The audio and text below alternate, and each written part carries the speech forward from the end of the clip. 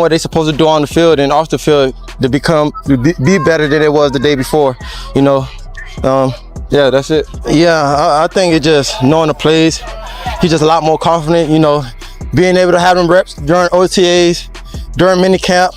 Now during camp, you know, it just come natural to him, so he's a lot more confident out there for sure. We also had coordinator sitting there watching in his all white, watching Shedeur Sanders, man, completely dominate. That's all he can do, though. Is just take advantage of the opportunities that you are. I don't think that's not my place, you know, to answer, to even be able to give the answer to that. I feel like it's not in my control. Myles Garrett and Shedeur Sanders seen joking. I'll say just have a deeper level of understanding, because I know whenever I get my opportunity, I gotta maximize it. So that's something you have to change in the mentality standpoint, and the mental standpoint is okay. I just gotta think about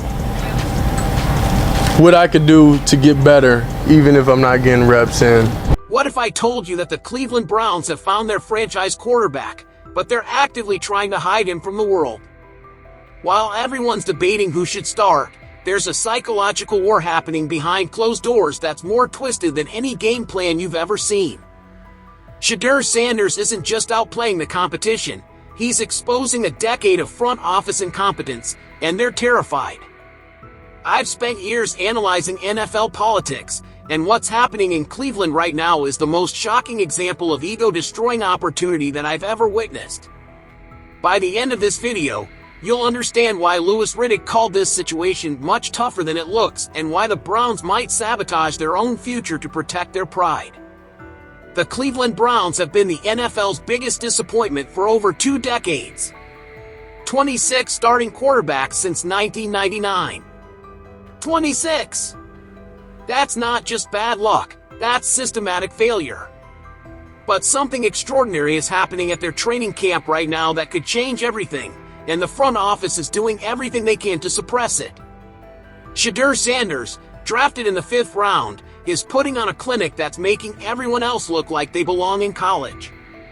Meanwhile, Gabriel, their 3rd-round investment, is struggling to complete basic passes with the first-team offense. The numbers don't lie, the eye test doesn't lie, but the politics?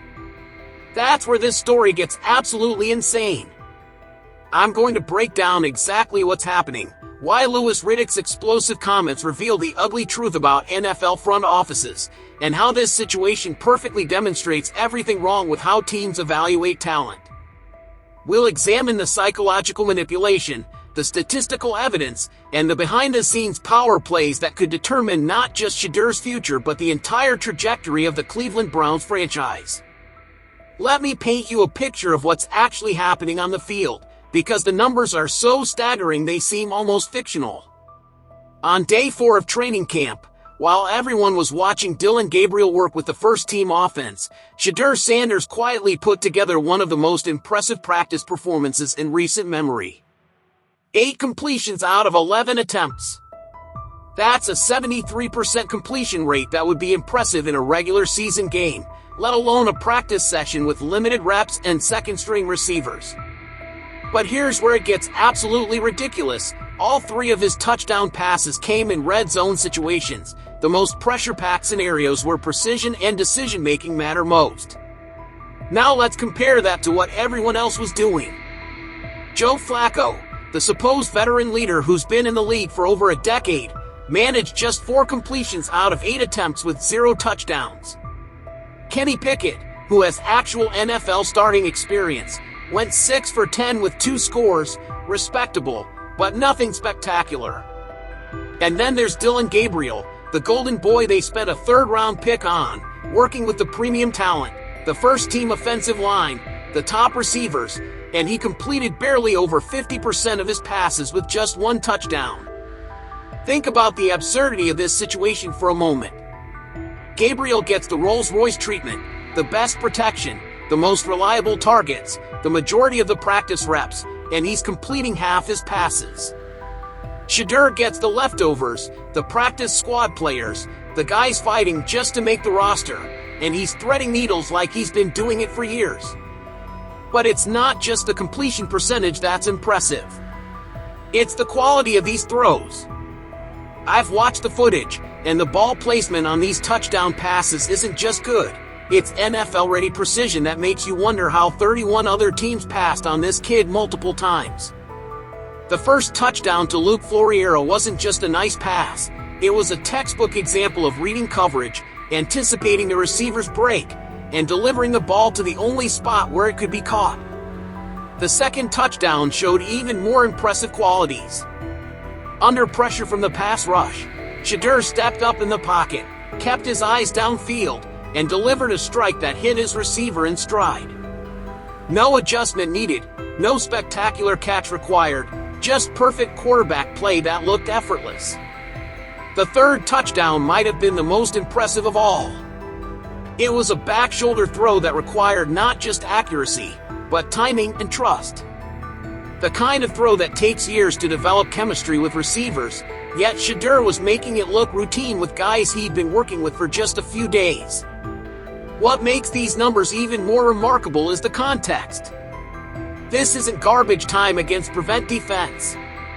This is competitive practice against professional defenders who are fighting for their own roster spots. Every rep matters, every throw is contested, and Shedeur is making it look easy while everyone else is struggling with the basics. Lewis Riddick didn't just analyze the Browns' quarterback situation, he performed a psychological autopsy on an entire front office, and what he found was absolutely devastating. With 11 years of NFL front office experience, Riddick understands the dirty politics that most fans never see, and his comments about the Browns revealed a level of dysfunction that should terrify every Cleveland fan. Do you really think they want to see the 5th-round guy beat out the 3rd-round guy? Riddick asked and then answered his own question with brutal honesty. Hell no! They don't want that to happen because it makes them look bad. This isn't just about football anymore. This is about ego, pride, and a front office that would rather lose games than admit they made a mistake in the draft. Think about how twisted that psychology is. These executives, who've been failing Cleveland for over a decade, are now faced with the possibility that their bargain bin pickup might be better than their premium investment. Under normal circumstances, finding a franchise quarterback in the 5th round would be celebrated as genius scouting. It's the kind of value that makes careers for general managers. But because they also spent a 3rd-round pick on Dillon Gabriel, they're now in a position where their success story might expose their failure. Riddick exposed the systematic bias that's corrupting the competitive process. There's so many biases that they're going to have to work through, he explained, highlighting how draft position creates artificial hierarchies that have nothing to do with actual performance. The front office invested more draft capital in Gabriel, so they have a psychological need to see that investment pay off, regardless of what's happening on the field. But the manipulation goes even deeper than that. Riddick pointed out that having 4 quarterbacks on the roster creates a perfect setup for sabotage disguised as competition. You don't have a whole lot of reps to go around, he noted, which means the front office can control the narrative by controlling practice time. They can give Gabriel more opportunities with better players, then point to his higher volume of reps as justification for starting him over Shedeur. It's the perfect system for protecting their draft grades while sacrificing their Super Bowl dreams. They can always claim they gave everyone a fair shot while knowing they stacked the deck from the beginning. What makes Riddick's analysis even more damning is his historical perspective. He mentioned Russell Wilson and Dak Prescott, both mid-round picks who won starting jobs as rookies by clearly outplaying the competition. For a mid-round pick to win a starting job, you have to leave no doubt, he explained. Clearly outplay the competition. Well, guess what? That's exactly what Shedeur is doing right now. While Gabriel struggles with basic accuracy, Shedeur is putting on a clinic. But instead of being celebrated, he's being held back by politics. The most chilling part of Riddick's comments was the implication that this isn't unique to Cleveland. This kind of psychological manipulation happens throughout the NFL, where front offices protect their egos at the expense of their team's success. What's happening in Cleveland isn't just bad management, It's a systematic cover-up that reveals everything wrong with how NFL teams operate. The Browns have stumbled into the steal of the century with Shedeur Sanders, but instead of capitalizing on their good fortune, they're actively trying to suppress it to protect their reputation. The cover-up strategy is multi-layered and sophisticated. First, they're controlling the narrative through rep distribution. By keeping 4 quarterbacks on the roster, they ensure that nobody gets enough practice time to truly separate themselves, except they're not distributing those reps equally. Gabriel gets the premium opportunities with the first-team offense, while Shedeur is relegated to working with second-string players. This creates a built-in excuse system. When Gabriel inevitably performs better in certain statistical categories, they can point to his superior supporting cast and higher volume of reps as justification for his success. Meanwhile, when Shedeur excels despite his limitations, they can dismiss it as just practice or against lesser competition. The second layer of the cover-up involves media management.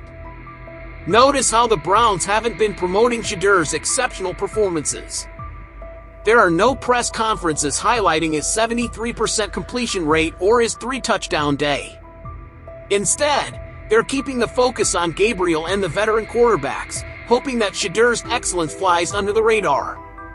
But the most insidious part of this strategy is how it affects Shedeur's development and confidence. By consistently giving him fewer opportunities and an inferior supporting cast, they're trying to create a self-fulfilling prophecy. They want him to struggle so they can justify their decision to prioritize Gabriel. The consequences of this cover-up extend far beyond just this season. If the Browns continue down this path, they're not just wasting Shedeur's rookie year, they're potentially destroying their franchise's future. History is littered with teams that let politics override performance, and it never ends well. Consider what happened with other teams that made similar mistakes. The Patriots could have had Russell Wilson but passed on him multiple times. The Chiefs traded up for Patrick Mahomes while other teams overthought the decision. The difference between those organizations and Cleveland is that successful teams eventually recognize talent regardless of where it was drafted.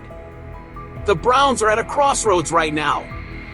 They can continue protecting their egos and draft grades, or they can admit they found something special and build around it.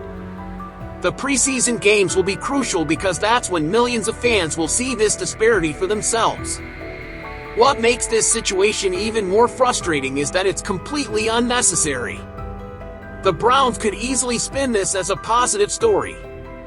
"We found our franchise quarterback in the 5th round" is a much better headline than "we're starting our 3rd-round pick because we spent more draft capital on him."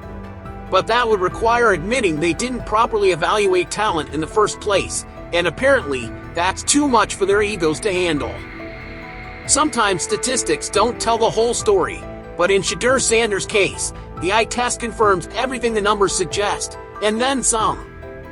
When you watch him play, there's an intangible quality that separates him from everyone else in that quarterback room, something that can't be measured by completion percentage or touchdown passes. The first thing that jumps out is his presence in the pocket. While other quarterbacks are feeling phantom pressure or scrambling unnecessarily, Shedeur displays a calmness that's almost eerie. It's the kind of poise that usually takes years to develop, yet he's showing it as a rookie working with unfamiliar receivers and a makeshift offensive line. Watch his pre-snap routine, and you'll see a quarterback who's already processing information at an NFL level. He's identifying the Mike linebacker, checking the safety alignment, and making protection calls that demonstrate a sophisticated understanding of defensive concepts. This isn't just natural talent, this is preparation meeting opportunity. But it's the ball placement that really sets him apart. That first touchdown pass to Luke Floriero wasn't just accurate, it was perfectly placed. The ball arrived at the exact moment the receiver made his break, in the only spot where it could be caught safely. That's not luck, that's anticipation and timing that can't be taught. The second touchdown showed even more impressive qualities. Under pressure from a collapsing pocket, Shedeur stepped up and delivered a strike that hit his receiver in stride. No adjustment needed, no spectacular catch required, just perfect quarterback play that looked effortless. Compare that to Gabriel's throws, which often require receivers to make difficult adjustments or spectacular catches to complete. What's most impressive is how Shedeur handles adversity. When a play breaks down, he doesn't panic or force throws into coverage. Instead, he extends plays with his mobility, keeps his eyes downfield, and finds creative ways to make positive plays. It's the kind of improvisation that separates good quarterbacks from great ones. The third touchdown might have been the most telling of all. It was a back shoulder throw that required not just accuracy, but timing and trust. The kind of throw that typically takes months or even years to develop chemistry with receivers, yet Shedeur was making it look routine with guys he'd been working with for just a few days. Even more impressive is his leadership presence. Watch how he interacts with his teammates, and you'll see a quarterback who commands respect despite being the lowest drafted player in the room. He's vocal in the huddle, encouraging on the sidelines, and professional in his approach to every rep. The contrast with Gabriel is stark. While Gabriel often looks overwhelmed by the speed and complexity of NFL defenses, Shedeur appears to be playing at a comfortable pace. It's as if the game has already slowed down for him, while everyone else is still trying to catch up. This eye test confirms what the statistics suggest. The Browns have found their franchise quarterback, and he's not the guy they spent a third-round pick on. Behind the scenes, a fascinating dynamic is developing between the Browns coaching staff and front office that perfectly illustrates the tension between winning games and protecting egos. While the executives are playing political games, the coaches are watching a potential franchise quarterback emerge, and they're caught in an impossible position. Kevin Stefanski and his staff are paid to win football games, not to validate draft picks. When they see Shedeur Sanders threading needles and making plays that Gabriel can't even attempt, they're faced with a dilemma that could define their careers. Do they play the player who gives them the best chance to win, or do they protect the front office's investment? The evidence suggests they're already leaning toward Shedeur, even if they can't say it publicly. Multiple reports indicate that Stefanski and GM Andrew Berry have been spotted closely observing Shedeur during his practice sessions, even when he's working with the second team on a separate field. That's not casual interest, that's evaluation with intent. Offensive coordinator Tommy Ree has been particularly attentive to Shedeur's development. Sources close to the team report that Ree has been seen taking detailed notes during Shedeur's reps, analyzing his decision-making process and discussing his performance with other coaches.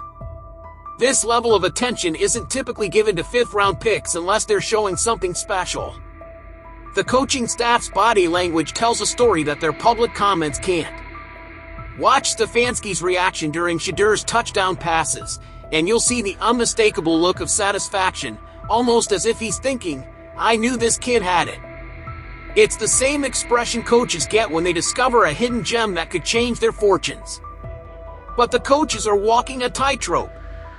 They know that openly advocating for Shedeur over Gabriel could create friction with the front office that drafted Gabriel. NFL coaches are hired and fired based on their relationships with management as much as their win-loss records, so they have to be strategic about how they handle this situation. The solution appears to be gradual elevation. Instead of making dramatic statements about Shedeur's superiority, they're slowly increasing his responsibilities and opportunities. More reps in crucial situations, more work with better players, and more chances to show what he can do against top competition. This approach serves multiple purposes. It gives Shedeur the development opportunities he needs while providing the coaching staff with ammunition to make their case to the front office. Every exceptional performance becomes evidence that can't be ignored, building a portfolio of success that will eventually force a decision. The preseason games will be the ultimate test of this dynamic. When the lights are brightest and the stakes are highest, will the coaching staff have the courage to play their best quarterback, regardless of draft position? Or will they cave to front office pressure and stick with the safer choice? The answer to that question could determine not just Shedeur's future, but the trajectory of the entire Browns franchise for the next decade. What we're witnessing in Cleveland isn't just a quarterback competition, it's a case study in how organizational dysfunction can sabotage success. The Browns have found their franchise quarterback in Shedeur Sanders, but their own insecurities and political games might prevent them from capitalizing on this incredible opportunity. The statistical evidence is overwhelming: 73% completion rate, 3 touchdowns in red zone situations, and consistent excellence despite limited opportunities. The eye test confirms what the numbers suggest. Shedeur plays with a poise and precision that can't be taught, only refined.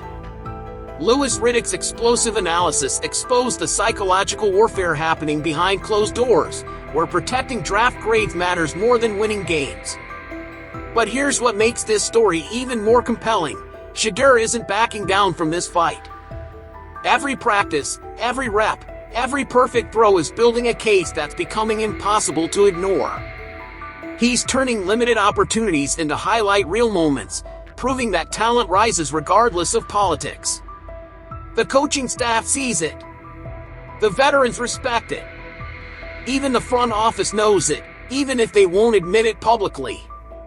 The question isn't whether Shedeur Sanders can play at this level. He's already proving that every single day. The question is whether the Browns will choose performance over politics, future over fear. This situation perfectly demonstrates everything wrong with how NFL teams evaluate talent. Draft position becomes more important than actual ability. Investment protection trumps championship aspirations. And promising careers get derailed by executive ego. But there's hope. History shows us that talent eventually wins out. Russell Wilson overcame similar politics in Seattle. Tom Brady proved that draft position doesn't determine destiny. Dak Prescott turned a 4th-round selection into a franchise cornerstone. Shedeur Sanders is following that same path, and no amount of political maneuvering can hide what's happening on the field. The preseason will be his coming-out party, where millions of fans will see what we already know: Cleveland has found their answer at quarterback.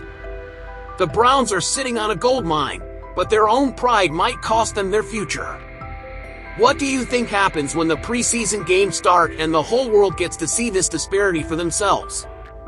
Will Cleveland finally put their best quarterback on the field, or will they continue playing politics while their franchise quarterback sits on the bench? Drop your predictions in the comments below. Do you think Shedeur forces their hand with his play, or does organizational dysfunction win out? And if you want to stay updated on this developing story, make sure you hit that subscribe button and ring the notification bell, because this is just the beginning of what could be the most important quarterback decision in Browns history. The future of Cleveland football might depend on whether they can overcome their own worst instincts. Based on what we've seen so far, Shedeur Sanders is ready to lead them to that future. The question is whether they're brave enough to follow.